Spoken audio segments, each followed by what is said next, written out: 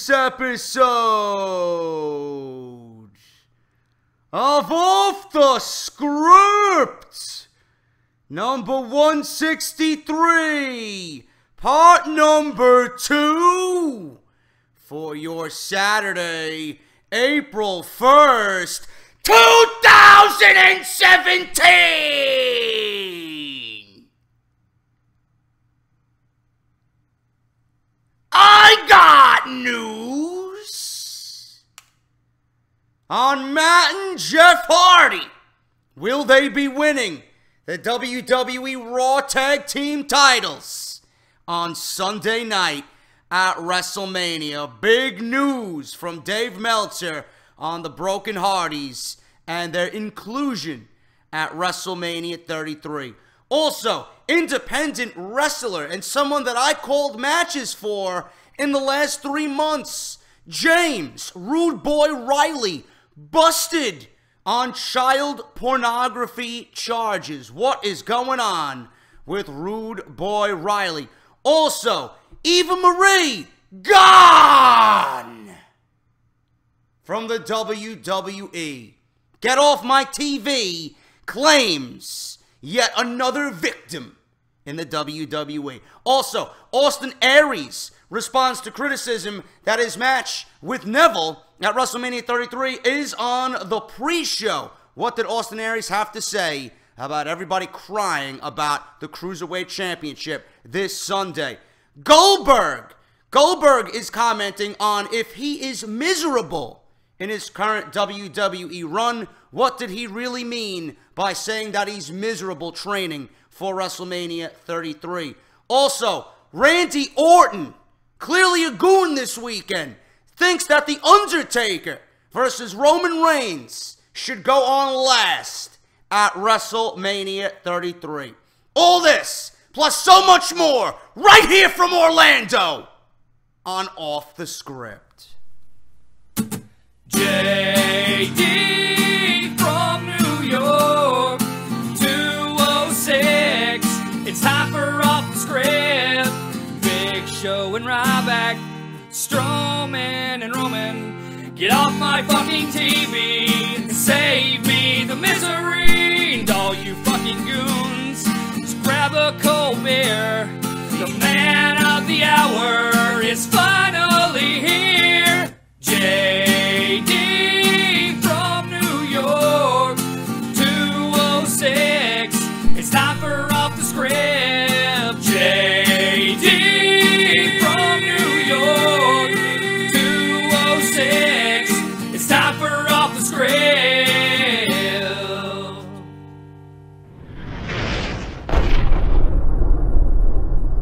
What is going on, guys? JD from New York here. Thank you so much for tuning into the channel once again on this Saturday, April 1st, 2017. This is episode 163, part number 2 of Off the Script. Tonight, NXT TakeOver, Orlando, and then the Internet Darlings with Brian Zane and company. Make sure you guys come check us out. Should be a damn good fucking time. I am collecting video and pictures of the trip, and hopefully I can compile them. If not, this weekend, being that I'm going to be strapped for time, I got to get all my recordings done. I got to get Off the Script uploaded for you guys. That's the most important thing before I do anything. If I don't do it this weekend, I will definitely do it when I get back to New York, because I have most of Monday free. I'm flying back in. I should be home around 4:30, and then Tuesday I have off. So we'll worry about all that if I don't get it done this weekend. But WrestleMania Access, WrestleCon, Off the Script live at WrestleCon 11 a.m. And then I'm going to be enjoying myself there and just hanging out and hopefully getting pictures with a bunch of people. And then we got the Internet Darlings, like I said, with Brian Zane, Grimm, Adam from What Culture, Joe, Matthew from Botchmania, Steven Larson. They're all going to be there. It's going to be a nice big panel. We're going to be talking WrestleMania and then NXT TakeOver on Saturday night. And Sunday is the big day. Sunday's the main event, man. WrestleMania. I will hopefully be making my way over to meet and greet Solid Monster for a little bit. Then I'm going to be going back to Orlando. And I'm going to be hanging out with Justin LaBar and Billy Gunn.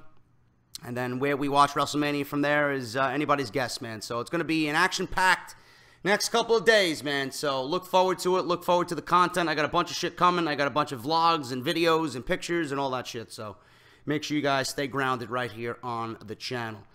I'm still in the hotel or the condo apartment that I rented out. I'm enjoying it. It's very nice. The air conditioner is on, but it's so fucking humid. I actually stepped outside. It's so fucking humid that I don't even feel the air conditioner in here. Really. I poured myself a beverage. I poured myself iced coffee. There's no ice in here. The fucking glass is sweating. That's how fucking humid it is, man.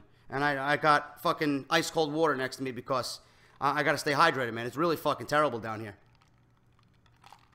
It's really fucking awful down here right now. But that's what happens when WrestleMania comes to Orlando, man. But we're going to go over a bunch of shit. We're going to go over Matt Hardy, Jeff Hardy, possibly being at WrestleMania. Rumor going around that they will be making their re-debut, Broken, at WrestleMania 33, possibly winning the Raw Tag Team Championships and either being added to the ladder match or just interfering in the ladder match. So we'll see what happens with that. Eva Marie leaving the WWE. Thank fucking Christ. She is an embarrassment and doesn't belong on television at all. Good luck in her future endeavors. We got James Rude Boy Riley.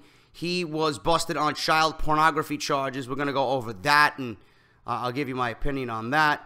We also got news on Austin Aries. He's criticizing fans about the backlash that they're giving WWE for the Cruiserweight Championship being on the pre-show. I know I mentioned this in yesterday's video. You guys can go check that out. WrestleMania preview and predictions plus NXT TakeOver Orlando preview and predictions. Massive 2-hour episode this WrestleMania weekend for Off the Script preview and predictions. And then Randy Orton thinks that Roman Reigns versus The Undertaker should be the main event of WrestleMania 33. I don't know what Randy Orton's smoking, but listen, bro, put it down. Seriously, put it down. We're going to go over all that, and it's going to be a good episode, man, so thank you for joining me. There is multitude of ways you guys can support the podcast, man, and you guys have been kicking ass. Out of nowhere was fucking unbelievable with support this week, man. Out of nowhere hit a grand slam.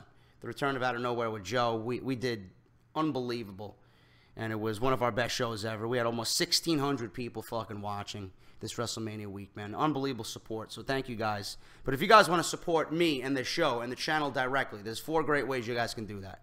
Patreon.com/JD4MNY206. You guys can pledge monthly, however much you can afford. It's there. The mission statement's there. Read it. Our mission statement to begin this entire journey was to get me to WrestleMania, or at least get me in the vicinity of WrestleMania, and here I am. Thanks to you guys. So you guys are fucking unbelievable. Thank you guys so much for supporting the channel. Patreon.com/JD4MNY206. You guys get exclusive Patreon access. Not paid. Well, you got Patreon access, but you got Discord access, meaning you guys can chat with like-minded WWE fans from my family, from my Patreon, man. We're all in there, and we're talking WWE, and we're very respectful of one another. We're very supportive of one another. It's a nice little tight-knit group we got going on, man, with the Discord. So you guys get exclusive access that nobody else can get access to through the Patreon. And you guys get early access for Off the Script.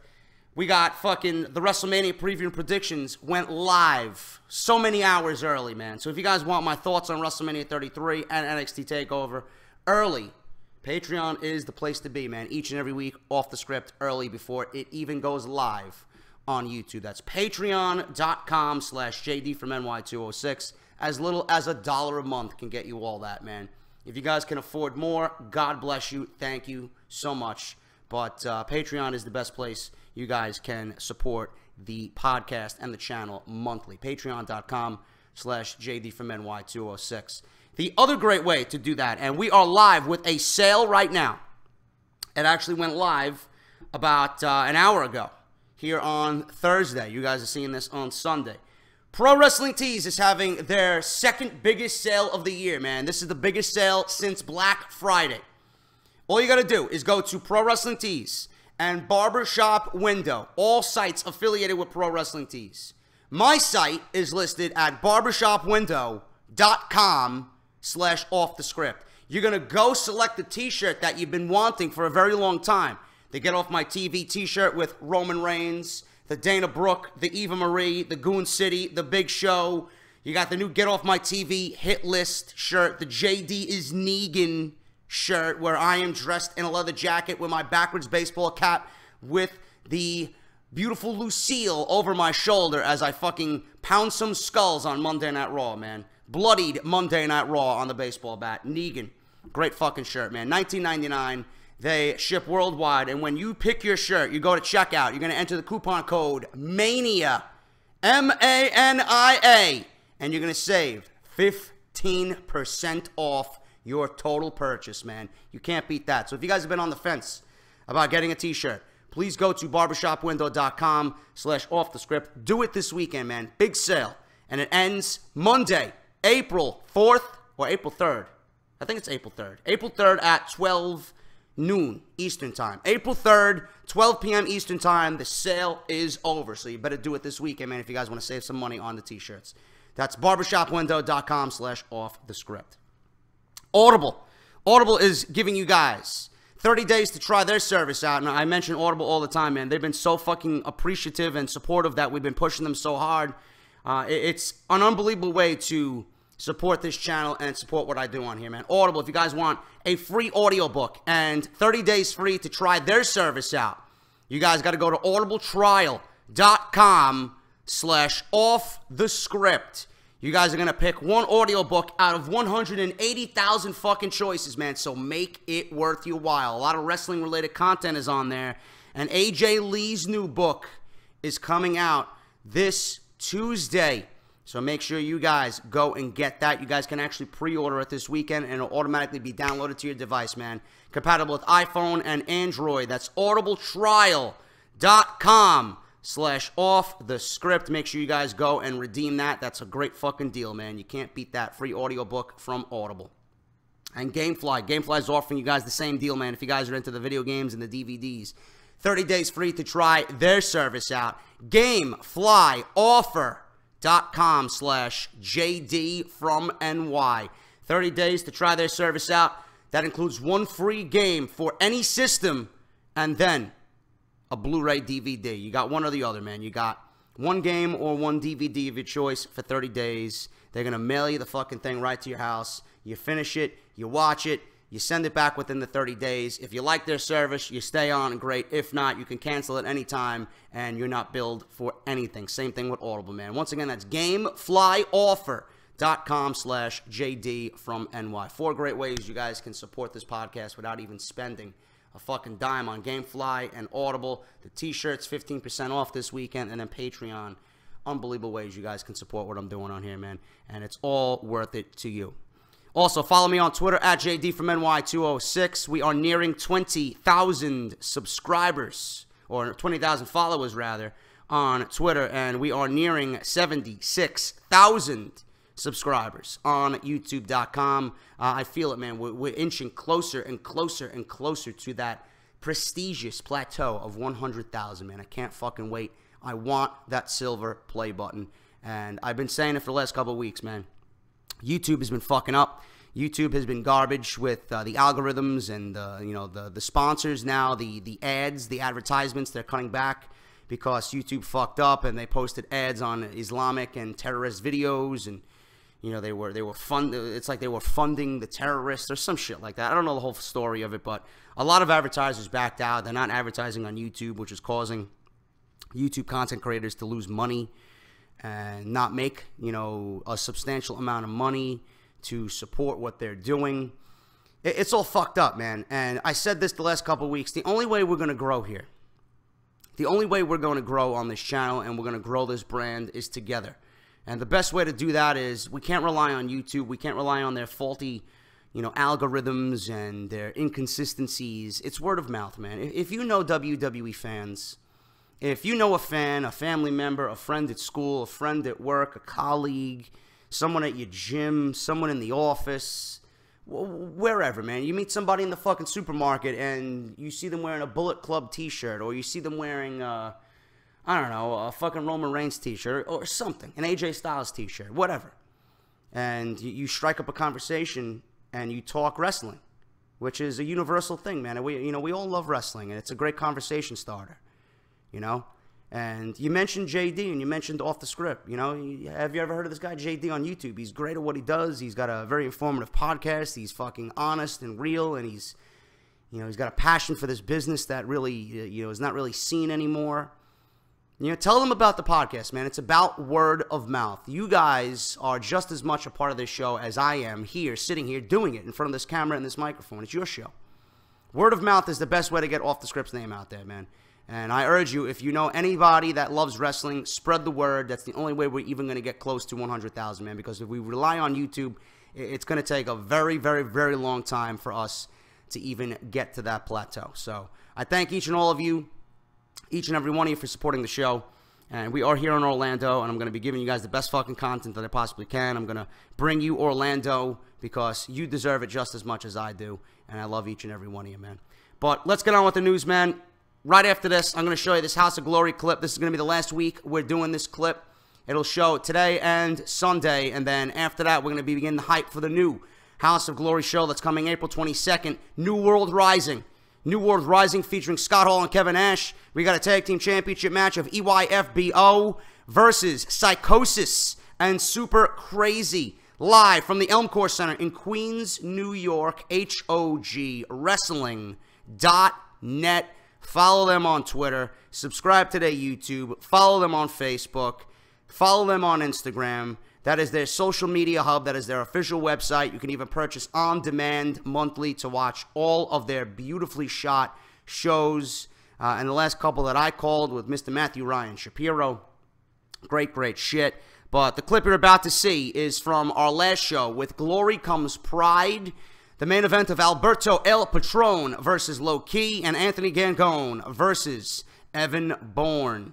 So make sure you guys check that out, HOGwrestling.net. Watch this little teaser, which will be on this channel this week for the final time. And then we'll begin hype for their new show coming April 22nd featuring the NWO. I'll be right back with more news and rumors because, speaking of House of Glory, one of their biggest stars, James Rude Boy Riley, busted on child pornography charges. He was actually going to have a championship match on April 22nd against Cashflow Ken Broadway for the Crown Jewel Championship. Be a nice little segue from House of Glory into James Rude Boy Riley. I have a lot to say about that. And enjoy this teaser, guys, and I'll be right back with the news right here on Off the Script. The Tank is no small man. Burgundy now off the ropes. Float over. Kicks to the chest. Burgundy! Look at that! Dragon Slayer here!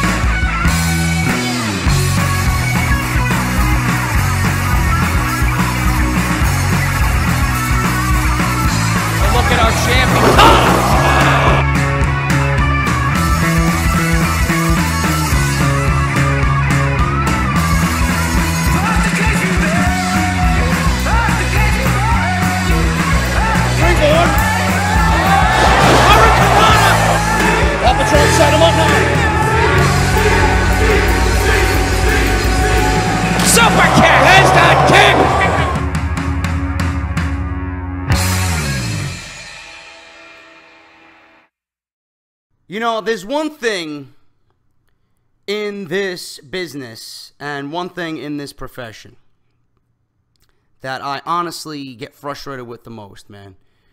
You know, we all joke on WWE creative and the lack of their creativity. We joke on, you know, the stories that we see on television and the angles that we see that we're unhappy about, and we always have something to say, and we can always come on here or any other platform and proclaim that we can do it better. I'm not talking about that type of frustration. That type of frustration is a given with any television show that you watch, because it's just a very opinionated thing. But if there's one thing in this business that I get incredibly frustrated with, is someone squandering an opportunity and throwing away a potential career for absolute fucking stupidity. Sheer stupidity. And I really don't care that he was in and around the company that I'm working for. I really don't care. Rude Boy Riley was somebody that I automatically gravitated towards as a play-by-play announcer. He had a great look. His work ethic, you can tell he's very prideful in what he does. He worked very hard to get to where he is and eventually where he wants to go. They even gave him a tryout at the Performance Center in Orlando. He very well could have been on NXT in 2018. You don't get many opportunities like that, man, especially with NXT. Especially with Triple H and William Regal and the operation that they're running down there. How could you throw something away that you work so hard for child pornography? I mean, how stupid can somebody be? This is disgusting. Absolutely disgusting. To the point where nobody wants to even associate with this guy anymore in a working relationship. James Rude Boy Riley, a popular Northeast independent wrestler, was arrested for alleged possession of child pornography at his Staten Island, New York home on Wednesday, and this was reported by the New York Post newspaper. Riley, who was only 25, was taken into custody after police found pornographic content on his personal computer and iPhone, according to the report. The graphic images, which were uploaded to various social media accounts beginning in 2014, included children under the age of 16, some of which were infants, the Post indicated, through a criminal complaint. He reportedly confirmed that he was in the possession of the photographs on Wednesday, according to Staten Island Assistant District Attorney Josh Freeman. And I quote, "The defendant admitted in some substance that he possessed the photographs," Freeman said in court on Wednesday. "He uploaded the images to Google and Tumblr and posted them on Tumblr," end quote. Police reportedly found 20 pictures on his phone. Investigators later alleged that 9 photographs were uploaded to Riley's Google account in 2014, and an additional photograph surfaced on his Tumblr account 2 years later via Sports Illustrated Live. Riley was arraigned and released from jail on $3,500 bail. All of Riley's social media accounts, including Facebook and Twitter, have been deactivated.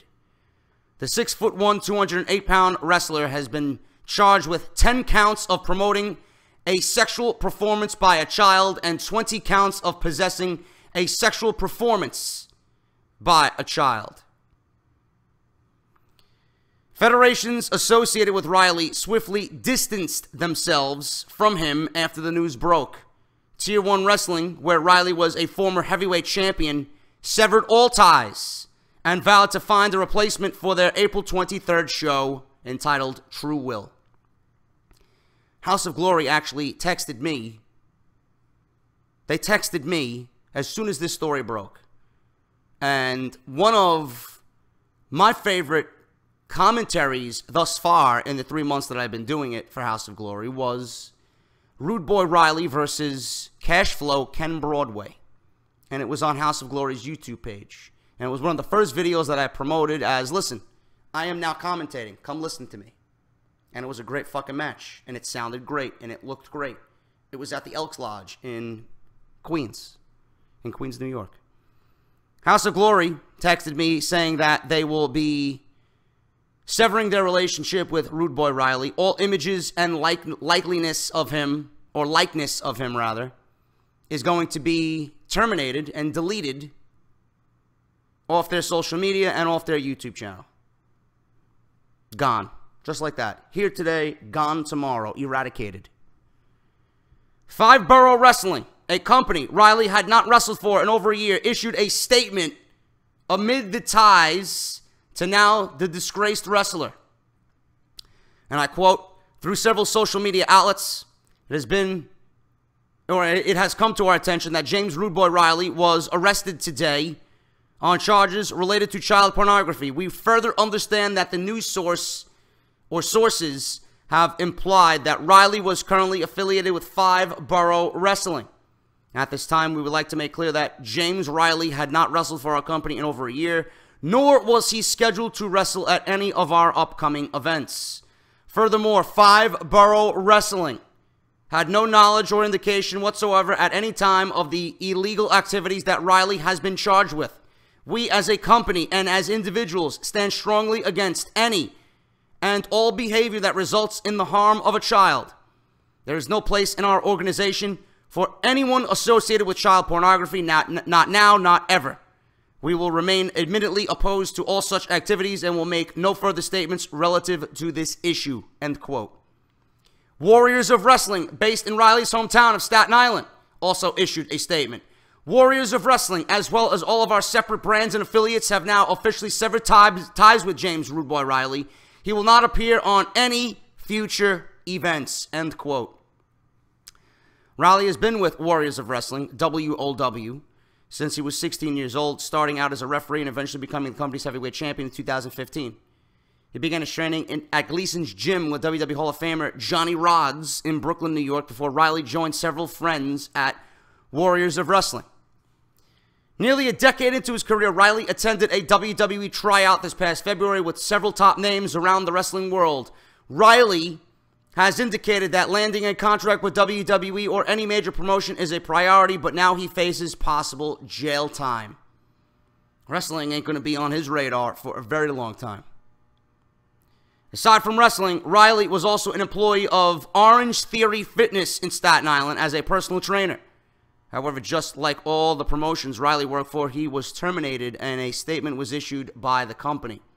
Orange Theory Fitness is shocked and appalled by the arrest of one of its franchisees' employees in Staten Island, New York. Upon learning of the arrest, the franchisee immediately terminated the employee. Franchisees are required to conduct background and reference checks prior to hiring all coaches, and in this case, the franchisee did conduct a background check upon hiring the employee, and no prior incidents were discovered. The franchisee in Staten Island is fully cooperating with the authorities, end quote. Coincidentally, Riley's scheduled opponent at this weekend's punk rock wrestling event, Colby Carino, was also arrested Wednesday in Florida for shoplifting, per Pro Wrestling Sheet and Ryan Satin. He fucked up his career, man. He fucked up his career. I don't stand for stupidity, man, and I don't really stand for something like that either. You know, a lot of these guys that you trained with, are wrestling with, that you're in the ring with, that you share a locker room with, they are fucking fathers, bro. They are fucking fathers. How do you think your peers think of you now that you engaged in such sick activities? 16 years or younger. You had child-related acts sexual acts done by someone who was completely underage. Disgusting. Absolutely disgusting. The guy in one day lost his job, was cut from every fucking wrestling promotion that he ever stepped foot in, and fucked his WWE potential career. For what? You want to engage in sexual acts? Go to a fucking strip club. You know? Go get a girlfriend. Go to a bar. Go pick up a girl. Bring them home. Do what you gotta do. Someone of age. Not someone who's 16 fucking years old. Or don't even bother with any of that shit. Get your head on straight and show Triple H and NXT how talented you fucking are. And continue working at getting into the WWE. Because I was somebody who wanted him to get into the WWE. You know, the first thing that I mentioned when I was at the last House of Glory event, With Glory Comes Pride, the guy, the teaser that you guys seen. Rude Boy Riley was on that show. He was in a Fatal 4-Way. Very, very good match. I was at the commentary table, and right before the match went on, there's a period where we're not supposed to commentate, and we're supposed to let the wrestlers do their introductions. We're not allowed to speak during their introductions, which I'm going to make mention of because I believe we can get out a lot of important information during the introduction or during the theme and entrance. But I was sitting next to Shapiro, and I asked him, how did Riley's NXT tryout go? Because I actually learned from Solo Monsters podcast that Riley had a tryout at NXT. And then I'm like, oh shit, I didn't know that. And then I took what I heard on Solo Monsters podcast, I asked Shapiro, and Shapiro heard from his sources that it went incredibly well. And I knew that it would because Riley is a talented fucking guy. Is he smart? No. Is he fucked? In more ways than one. Guy's going to jail. Guy's going to have an absolutely miserable time in jail once everybody finds out what the fuck he was doing. It's a disgusting fucking act. And I can stand week to week to week with the stupidity that I see on WWE television and how illogical it is. But I can't stand for somebody who has the world by the fucking balls, is on his way to all this success, and then throws it away for something as sick as that. That's something that he may never ever be accepted again in any locker room. How would anybody look at him differently? You know, and I don't want to hear, oh, people make mistakes. I don't want to hear, oh, you know we're supposed to give someone a second chance. I'm all for a fucking second chance. I've got second, third, fourth, fifth chances on some things in my fucking life. That's something that I don't think anybody is willing to give him a second chance on, nor should they. That's something that will stick with you for the rest of your life. You are known as a fucking pedophile.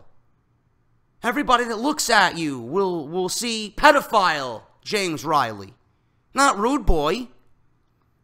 You will never be accepted in any fucking locker room. And I can't stand how stupid, irresponsible, and just downright pathetic this is. I can't forgive stupidity. And you guys know me on Twitter. Stupidity is contagious. There's no way you can tell me Rude Boy Riley did not know what he was doing. There's no way you can tell me that he didn't know what he was doing was wrong. If he didn't know, he's a complete fucking retard.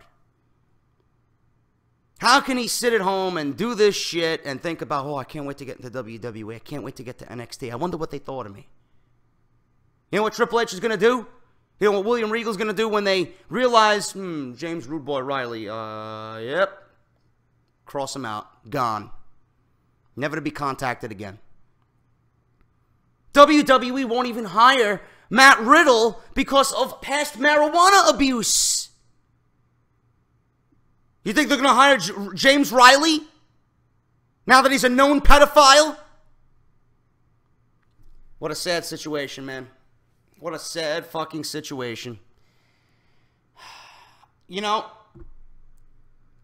I honestly don't even care, man. You know, it's something that I want to sit here and proclaim that how great and talented he is, and he's one of the guys that I actually enjoyed really calling matches for. His matches were so easy to call, man, because he was very, very good in the ring. I can't respect that, and I can't really say anything good about him anymore, man. That's just pathetic, and it's sad, and I don't blame House of Glory for cutting all ties, man. Business is business. You're gonna fucking make a stupid mistake like that and squander ultimate opportunities that the world is giving you here in the world of professional wrestling. People would fucking kill to have your spot. You took it for granted. You thought you were invincible. You did the fucking thing that you did, and now you're labeled as something that you probably wish you were not. Can't take it back, bro. It's done is done. There's no second chance from this. I don't think James Riley's ever going to recover from this. If he does, good on him. But right now, I don't think anybody's going to give James Rude Boy Riley another chance in the wrestling business. Let me know what you guys think about that. Let me know what you guys think about that story. Moving on here. Matt and Jeff Hardy, WWE return is coming. Will they win the Raw Tag Team Championships at WrestleMania on Sunday night? By now, fans know that Matt and Jeff Hardy's WWE return is almost good as confirmed. Wonderful! Can't fucking wait, man. But many are wondering when this return would take place and if it would be plausible to expect the Broken Hardys at WrestleMania 33. Specifically in a match for the Raw or SmackDown Tag Team Championships. Well, if it happens at WrestleMania, it won't be for the SmackDown Tag Team Championships because Jimmy and Jey Uso are in the Andre the Giant Memorial. I am waiting for Titus O'Neil's tiramisu cake to be fully done. Battle Royal, because that's where they are. The Tag Team Championships are in the, well, the Tag Team Champions, rather, are in the Battle Royal. Sucks. They just won the fucking titles, and they're not even defending them at WrestleMania. Good job, Vince. Good job. There have been also rumors of them possibly winning the Raw Tag Team titles as surprise entrance in what is currently booked as a three-way match for the belts. That is the only way I would actually legitimately care about the Raw Tag Team Championships at WrestleMania is if Matt and Jeff show up and just win the titles. But will they win the titles? With almost a month having passed since talks broke down between Matt and Jeff and Impact Wrestling, it would seem as if the team known as the Broken Hardys is close to returning to the WWE, where the brothers first made their names in the late 1990s. And while they currently hold the Ring of Honor, or the Honorable Ring, World Tag Team Championships, a recent subscriber-only report from the Wrestling Observer newsletter suggests that it's more of a question of what day and brand, not if, as far as Matt and Jeff Hardy, WWE, returning to the WWE. Considering how Dave Meltzer is thought of as a well-connected, experienced source of WWE rumors, one could say that Matt and Jeff's return to WWE is almost good to go. And it pretty much is good to go. Wrestling News World and Richard Gray already reported, which I reported on this channel with Off the Script Extra, Matt and Jeff have passed their physicals. They are, or were awaiting confirmation on the copyright claim for their broken gimmick and all likeness of that universe. It's now theirs. Rebby owns it all. So it's good to go. They are pretty much 1 foot in the door. They're just waiting. They got Lakeland. They got Supercard of Honor. They got the ladder match with the Bucks of Youth. That's where they will drop the Ring of Honor Tag Team Championships. But it's good to go. Meltzer is right. It's good to go. But while many are asking whether they will return with their recent gimmicks as the Broken Hardys or if they would come back as the original WWE Hardy Boys, who made it big in WWE's Attitude Era, along with Edge and Christian, the Dudleys, etc., etc., others are wondering whether Matt and Jeff could make it back in time for WrestleMania 33 on April 2nd in Orlando. Of course they could. Supercard of Honor is only 45 minutes away. Matt and Jeff will actually be outside of Camping World Stadium with their broken tailgate party. They'll be there. The tailgate ends at 6. They could just immediately go to the locker room. Goodbye, guys. I'll see you inside. You know? But who knows? Now, I do have a hunch that we might not see them at WrestleMania. Because if they are at WrestleMania, it will probably take away from everything else that's on that show. Because that's how over the Hardy Boys are. And they might save them. I actually think they might get a bigger reaction following WrestleMania on Monday Night Raw. They could just come out and challenge the tag team champions, and they could just come out on the Titantron. And we can see the piano playing, and then, you know, on the Titantron, Matt does his thing, and they come out and challenge Enzo and Cass, who I believe will win the tag team championships, and hotshot the titles right to the Hardys, man. You got a fucking feud right there between the Broken Hardys and Enzo and Cass. You know? So many opportunities for Matt and Jeff to come into the WWE, and now it's becoming a reality. I originally pitched something with the New Day. I pitched something with the Alpha of America on SmackDown. We could see it on Monday Night Raw. In fact, I would probably rather see it on Monday Night Raw, to be perfectly honest with you. But if they show up at WrestleMania, who's going to complain, man? And we're all going to fucking mark out like little children. So either way you look at it, if it's WrestleMania or Monday Night Raw, we're going to mark out like fucking smarks. So can't wait to see what happens and how they are introduced to the WWE. Now, this, after all, comes just one day after the brothers are scheduled to defend their ROH Tag Team Championships, like I said, at Supercard of Honor, Lakeland, Florida, against the Bucks of Youth. They got the Broken Tailgate Party in Orlando, which wraps up at 6 p.m., right in the middle of Mania's kickoff show. WrestleMania 33 is already packed card, as it seems. Only has room for one tag team championship match. Carl Anderson and Luke Gallows defending against Enzo and Cass, and Cesaro and Sheamus in a three-way match for the Raw Tag Team titles. WWE's website has the match listed as a triple threat ladder match. And if you're familiar with the Hardy's history in WWE, their Team Extreme personas as the Hardy Boys had them taking part in many a ladder match. But one publication claims that Matt and Jeff's WWE return won't just involve a surprise appearance at WrestleMania, but also the Raw Tag Team Championships on what could be their first day back in the company. Several sources are being informed that WWE creative and officials want the Hardys to win the Raw Tag Team Championships at WrestleMania 33, preferably in a ladder match. With WWE now having the ladder stipulation, this publication that is reporting this deems this as a clear sign Matt and Jeff are coming back to the WWE and returning as Raw Tag Team Champions. I quote, "Last night, or this week rather, on Raw, we saw exactly what we were told about. When Gallows and Anderson attacked Sheamus and Cesaro backstage with a ladder before the unlikely pairing took revenge later on in the night by attacking Gallows and Anderson on their way to the ring. This is the exact potential booking scenario that we were told about." End quote. The informed news site is Sportskeeda. They are claiming that they have several sources that they were informed by that the Hardys will be at WrestleMania and will be winning the Raw Tag Team Championships. Earlier, it was rumored that the Hardys would instead challenge the Usos for the SmackDown Tag Team Championships at Mania, but with Jimmy and Jey Uso now in the Andre the Giant Memorial Battle Royal, that might not be an option anymore. Still, several other sources wrote that many fans want to see the Hardys end up on SmackDown Live due to what they perceive as the better booking on SmackDown. And that's exactly why I want them on SmackDown as well, but you got to spread the wealth, because I believe there's going to be a lot of other talent making their way to the main roster following WrestleMania 33. Due to the gimmick's popularity, it goes without saying that an added bonus for these fans would be Matt and Jeff making a WWE return under their broken gimmicks, regardless of the brand.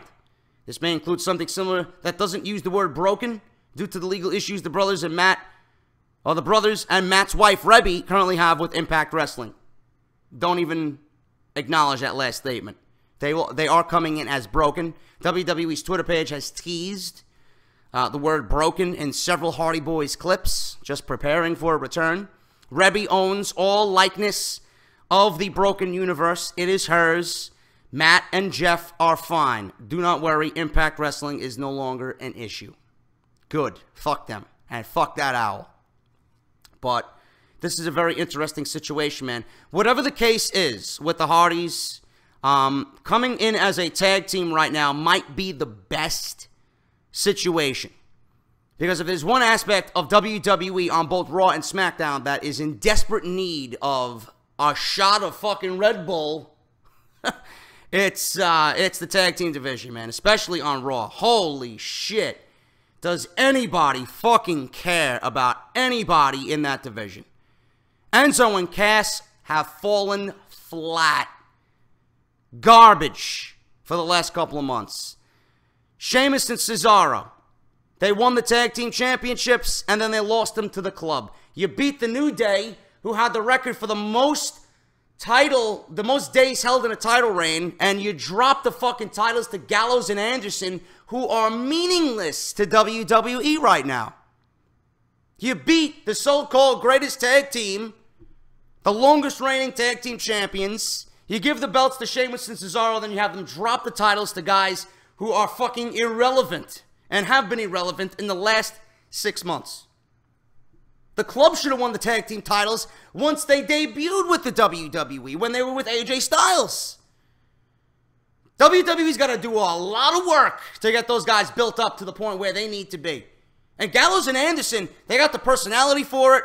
They got the background for it. They got the tag team continuity. They are great. Why are you not utilizing them? You brought them in, and what did you do? How could you bring in two guys who are part of the most decorated team right now, currently in this business? You bring them to Raw and you make them a comedy act? Do you appreciate talent? I mean, if I was in charge of the talent that WWE has, we'd be giving fucking great shows, week in and week out. I understand that comedy has its place in WWE, but not with guys like Gallows and Anderson. The damage has been done. One week they're playing doctors. The next week they're with Dana Brooke. The next week they're calling people geeks. The next week they're being fucking jobbed out to Roman Reigns. 2-on-1. Two men can't be one? Come on, man. Tag team division needs a complete rebranding. I'll say it once and I'll say it again. Clearly, WWE did not know what they were doing and hot-shotted everything with the draft. They split the titles up. They put one division on Raw, one division on SmackDown. Same with the women. One on Raw, one on SmackDown. Let's make new titles. Let's add another pair of tag team titles. Let's add another pair of another women's championship. For what? The only way you can rectify this bleeding tag team division is by putting all the tag teams on one brand. I've said that. I've said that since the day the draft ended. You can go back and watch the fucking review of the draft that I did. I've been saying it since July. Fuck that. Awful. Awful, awful, awful planning by WWE. Yes, bringing in the Hardys are going to make it better. Will it be where it needs to be? No. No. I don't get it. The tag teams should have been on one brand, and the women should have been on the other. If they didn't want to do that, they should have had the women cross-promote brands. They should have been spread across both brands. You know? But if you really wanted to make the rosters unique, one brand should have been on Raw, and the other should have been on SmackDown. That would give you plenty of talent to build your 3-hour Raw and 3 hours of whatever the fuck else you do. And 2 hours on SmackDown. You could do a lot with that tag team division on one brand. You don't got to have tag team matches every week. You don't got to feature tag teams every single week. You can have one guy wrestling a singles match. You know? Wrestle somebody else in a singles match. You're not gonna feature tag team matches every week. Yeah, 2 tag team matches every week. Maybe a singles match with one of those guys. We could see Matt Hardy in singles action. Jeff Hardy in singles action. We could see, I don't know, Jimmy Uso versus Chad Gable, something. Get creative with it. Bringing the Hardys in will help. Will it help the overall cause? No. And I think we'll end up right back where we are right now at square one. Garbage. But the Hardys coming in, some people might have a problem with them winning the tag team championships on day one. Some people don't enjoy the broken gimmick. Some people never seen the appeal in the Hardys with their new gimmick. It's not everybody's cup of coffee. But this company can certainly use a shot in the arm. The Hardys are that shot in the arm.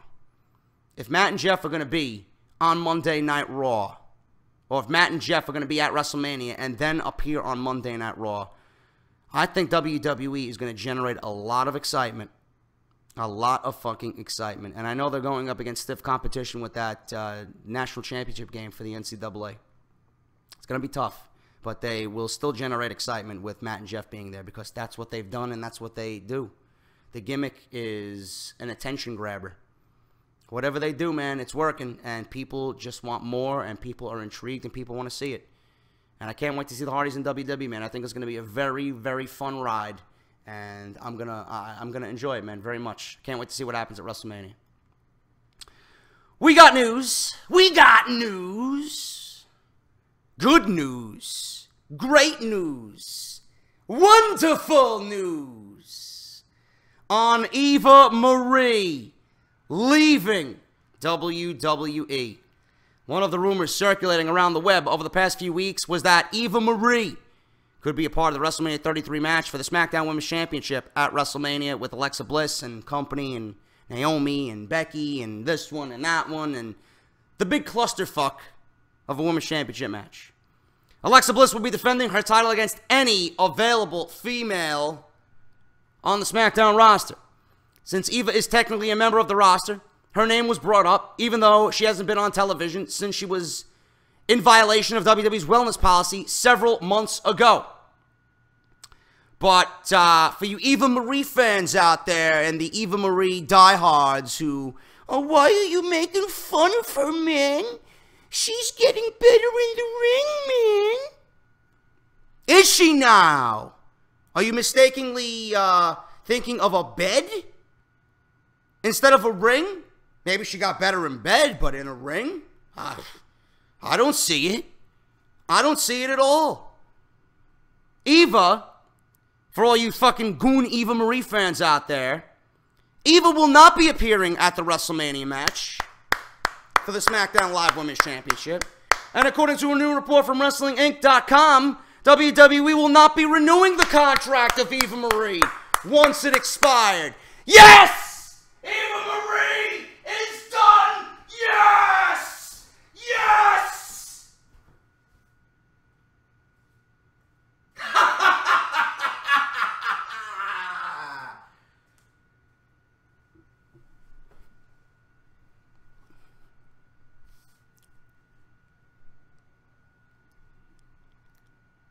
Where was I? I lost my place, man. I'm so fucking excited I lost my place. Oh, there has been no official word on WWE's behalf or Eva Marie's behalf, but according to the report, it should be coming fairly soon.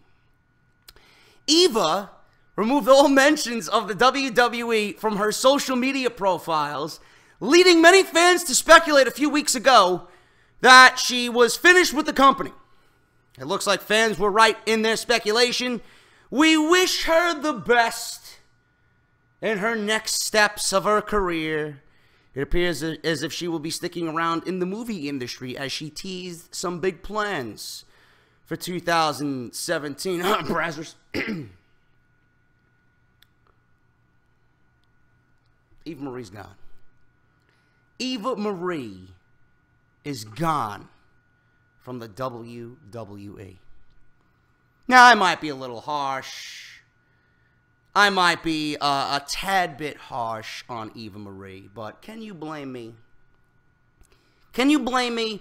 Eva Marie was the personification of everything that was wrong with the WWE's women's division. It really was. She was awful in the ring.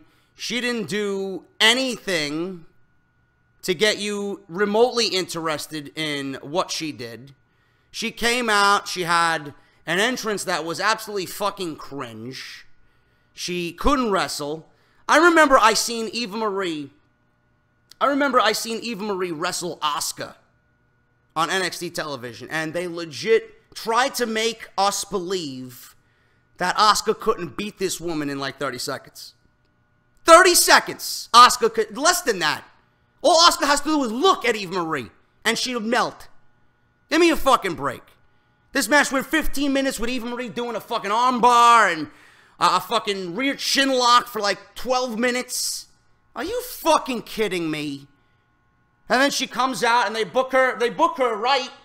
You know? People thought it was right. I thought it was fucking hilarious because they're booking her because they know this bitch can't wrestle.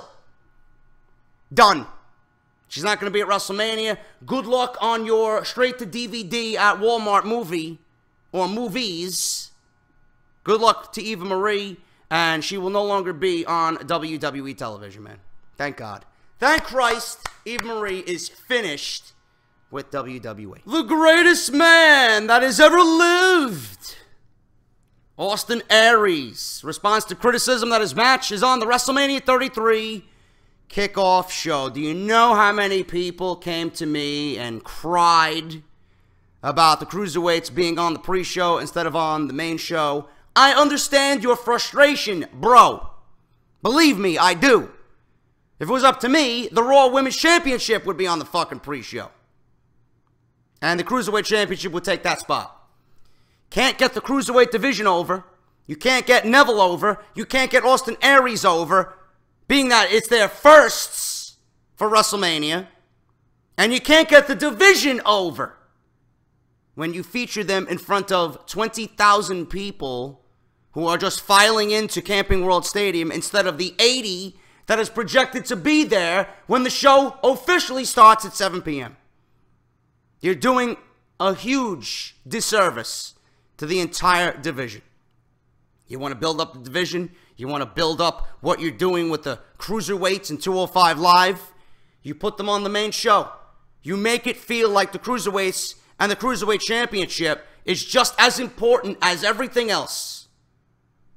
To me, the pre-show, to them it might be an extension of WrestleMania. To me, and I understand you can't fit everybody on the main show, but to me, the pre-shows will always be the people not good enough to make the main show. That's what I feel about it. And I'm sure that's what a lot of you guys feel about it too. Austin Aries and Neville will face off WrestleMania 33 for the Cruiserweight Championship.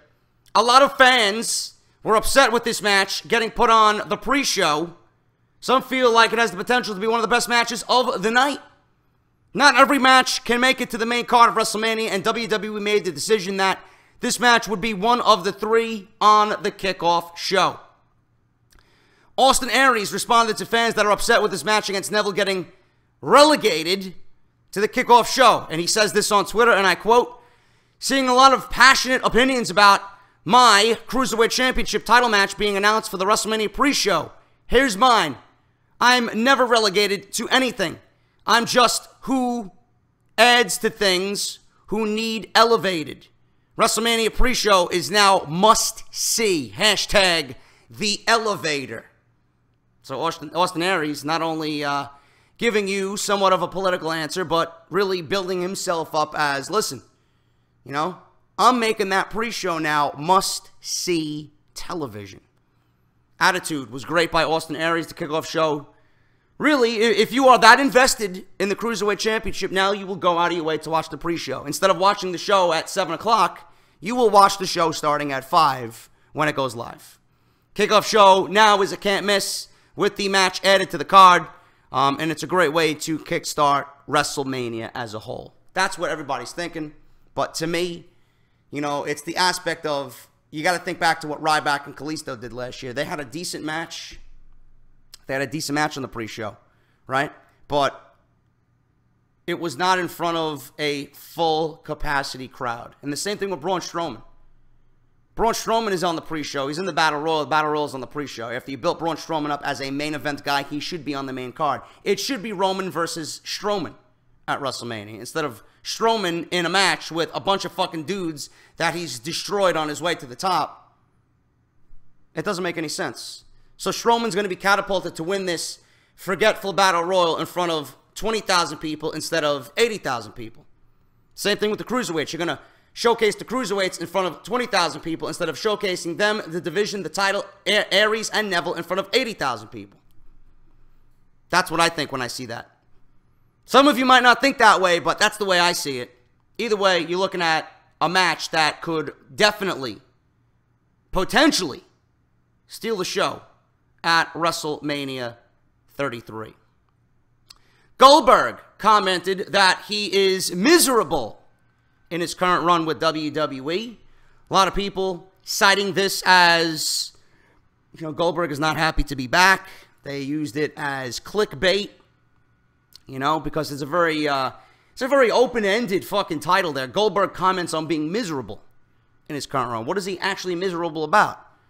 He's the Universal Champion. He hasn't wrestled more than 2 minutes in his entire run dating back to Survivor Series. He's going to main event WrestleMania. What the fuck is this guy miserable about? Goldberg was the first guest on the Edge and Christian podcast, Ian C's Pod of Awesomeness. During the interview, he spoke a lot about his current run with WWE. One of the most interesting parts was when he told Edge and Christian that he was miserable. Why is he miserable? Getting back into peak shape has not been easy for the 50-year-old Goldberg, but he says that his family is having a lot of fun and it is all worth it. I quote, "I'll be honest, I'm miserable. I'm absolutely miserable, but my family's having fun, and so every single thing, every training session, every ART massage that makes me cry, every Muay Thai session, it's all worth it, man. It's just worth it. And hey, at the end of the day, if I want to smile, I'll buy a car. That's how happy I am." And he's probably going to buy several cars with the fucking money that Vince McMahon's paying him to be back. I'm sure of it. I bought one on the way back from Toronto because I worked my ass off. For 90 seconds, he worked his ass off. Good job, Goldberg. Good job, bro. He continued, and I quote, "Nobody get me wrong when I say I've been miserable throughout all this, but I am. I'm miserable. I am bloated 24 hours a day. I'm stressed 24 hours a day. I don't sleep. But it's a very small price to pay." We have to think that Goldberg means well here, and he's just at 50 years old. He's putting himself through rigorous training as if he was 30. So you got to understand where Goldberg's coming from. I could certainly understand where he's coming from, and I'm sure those of you who work out just as hard as they do, and you're at that age, it probably can't be as easy as it was when you were 30. So we got to at least give Goldberg the respect, some respect, for getting back in the gym and really looking phenomenal for his age. Will Goldberg retire after WrestleMania 33? We don't know. We do not know. There are reports with mixed feelings here that Goldberg is done after WrestleMania. I also read that Goldberg is going to be signed on for another 2 or 3 matches after WrestleMania, that he's going to be sticking around. Maybe he'll be featured at the big shows of the year, like SummerSlam, Survivor Series, Mania next year in New Orleans. I can't see him really wanting to continue this. This may very well be the end, but we will not know until Monday Night Raw after WrestleMania 33. But Goldberg has worked hard, trained hard. At 50 years old, he looks great. Do I agree with WWE putting these guys in the main event? No. I could have booked WrestleMania completely differently. And I'm just not interested in what these guys are presenting anymore. I hope it turns out great. I hope that it elevates the Universal Championship. I hope somebody who is the right man is elevated from what they're doing with Lesnar. Lesnar's going to win the title. I hope they pick the right man to elevate. Because if this is all to feed Roman Reigns, and especially with rumblings of Reigns and Rock soon becoming a reality, I don't know what to tell you, man. I don't know what to tell you. We got that story tomorrow. Rumblings already of WWE planning in the future Reigns versus Rock for WrestleMania. Oh my God. But regardless of it, man, a lot of people, they're not happy with the Goldberg-Lesnar situation. A lot of it kind of died with the Fastlane 22 seconds where he defeated Kevin Owens. But it's WrestleMania. We gotta think about the positives here. Hopefully it's somewhat worthy of a main event spot. I hope they give us a great match. I mean, I went into WrestleMania at 31 with Reigns and Lesnar, and I didn't give that match any credit whatsoever before we actually seen it. At the end, I was like, holy shit, that was a great fucking main event. And I watched that match over and over again, man, because it was really fucking great. And I'm hoping that Goldberg and Lesnar do the same exact thing. I'm not really feeling it right now, but when we see it, I hope they deliver a match that we seen similar to Reigns and Lesnar at WrestleMania 31. So, gonna see what happens, man. I'm gonna keep my my thoughts open, and I'm gonna keep my mind open. Hopefully, they surprise me. We'll see what happens at WrestleMania 33. News on Randy Orton. Randy Orton really catapulting himself into goon status this weekend. Randy Orton thinks The Undertaker versus Roman Reigns should go on last at WrestleMania 33. Randy Orton was interviewed by Yahoo Sports prior to WrestleMania 33. He answered a number of questions about his current career. One of the most interesting parts of the interview was when he spoke about the match between Roman Reigns and The Undertaker at WrestleMania 33. Randy knows a thing about facing The Undertaker at WrestleMania, as he was a victim of the infamous streak, losing to the Dead Man at WrestleMania 21. Orton thinks that the match between Reigns and The Undertaker should be the match to go on last Sunday night, and this is his reasoning. Taker is going to face Roman Reigns, and that's going to be a good one. I honestly believe that it should be the last match on the card. I think that everybody will be happy with the outcome of the match. Really. I expect The Undertaker to throw Roman Reigns around like a rag doll. Roman is going to get his, but at the same time, this is The Undertaker we're talking about.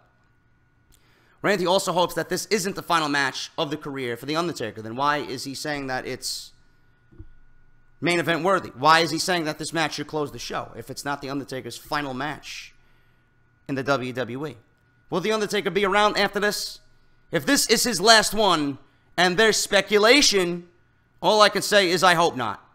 Whether it was 20 years ago or today, when he comes to the ring and the gong hits and the music plays, the energy in the arena, it's not like that for anyone else. I don't care if it's John Cena, Shawn Michaels, or whoever. It's a different kind of energy. He's got more respect from the fans than I think any character or superstar has ever had in our business. So Randy Orton thinking that the Roman Reigns Undertaker match should go on last. It hasn't been built up as a main event. It doesn't speak to me as main event. It speaks to me as something that WWE put on at the very, very last minute. The build has been shit. They gave us one good week with a nice stare down to close the go-home show of Monday Night Raw. And that was it. There's no championships on the line. They're not fighting over anything except a fucking white picket fence and a fucking dog bone that apparently The Undertaker is pissed about because Roman Reigns took it and buried it somewhere and The Undertaker can't fucking find it. What are they fighting over? Why are they feuding? I still don't know. And I don't care to know. If The Undertaker is not retiring, it should not go on last. It should not go on last. There's no championships involved. It should not go on last. If this was proclaimed to be, and this was built up to be, The Undertaker's last ever WrestleMania, then yes, it should go on last. But you already gave the title to Goldberg for a match against Lesnar at WrestleMania, with the reason that that's the match that's going to close WrestleMania. So that's the match that should close WrestleMania. There's a title involved there. You risked many a fucking superstar to get to that point. The title's around Goldberg's waist now. It should be the main event. Though I don't want it to be, it should be. Other than that, there really is no other match on their show worthy of a main event. Bray Wyatt and Randy Orton closing WrestleMania? Fuck no. WWE wouldn't do that at all. Over Reigns and over Goldberg and Lesnar? No way. No way. But Randy has respect for The Undertaker. Should it go on last? No. There's nothing about it that speaks main event. We say the same thing about The Undertaker Every year, whether it's WrestleMania or fucking in your house, it doesn't matter what event he comes out, it's the fucking Undertaker. We know how important and special the Undertaker is. Some of that died. Some of that died at WrestleMania. Now it's just a normal match for the mortals at WrestleMania. It has no importance whatsoever, and it should not main event WrestleMania at all. Finally, guys, we're going to end with this rumor here. Shelton Benjamin returning to the WWE very soon. Vignettes aired after the 2016 WWE Draft, advertising the return of Shelton Benjamin, the gold standard, to SmackDown Live. Unfortunately, a shoulder injury nixed the return, and Benjamin had surgery to repair a torn rotator cuff at the beginning of August. Benjamin recently tweeted some great news to his followers. He is officially cleared to return to the ring after 9 months of rehab. He says, and I quote, "After 9 of the hardest months of my life, I'm happy to announce I have been officially cleared to return to action effective immediately." We will have to wait and see what happens, but with SmackDown Live after WrestleMania looming, seems to be a great place to re-debut Shelton Benjamin. He's going to add a lot to SmackDown, man. He's gonna add a lot to that mid-card. I can't wait to see him, and it's going to be great, man. It's going to be great to see him back on SmackDown. It's going to be great to see him in matches with the likes of Ziggler and Styles and Dean Ambrose, John Cena, Bray Wyatt. Gonna be great, man. He's gonna add a lot to SmackDown, and I can't wait to see the gold standard return to television and add an even more talented individual to SmackDown Live. He's gonna be a great addition to that show, man. I can't wait to see it. So he is cleared to return. And I am cleared to get the fuck out of here and go in that refrigerator and get a cold blue moon, man. I'm done. Thank you guys so much for supporting Off the Script this WrestleMania weekend. Part 2 is in the bag. I will see you guys right back here for Part 3 of Off the Script. Thank you guys so much. Follow me on Twitter at JD from NY206. Subscribe for all the WrestleMania festivities this weekend. Subscribe to the channel, JD from NY206. Patreon.com/JD from NY206. audibletrial.com/offthescript, barbershopwindow.com/offthescript for your 15% off any t-shirt on my online shop. Code MANIA at checkout for 15% off. And I will see you guys right back here on Sunday for Part 3. Hit that thumbs up. Follow me on social media. And I'll see you guys right back here for more Off the Script live from Orlando, Florida. I'll talk to you later.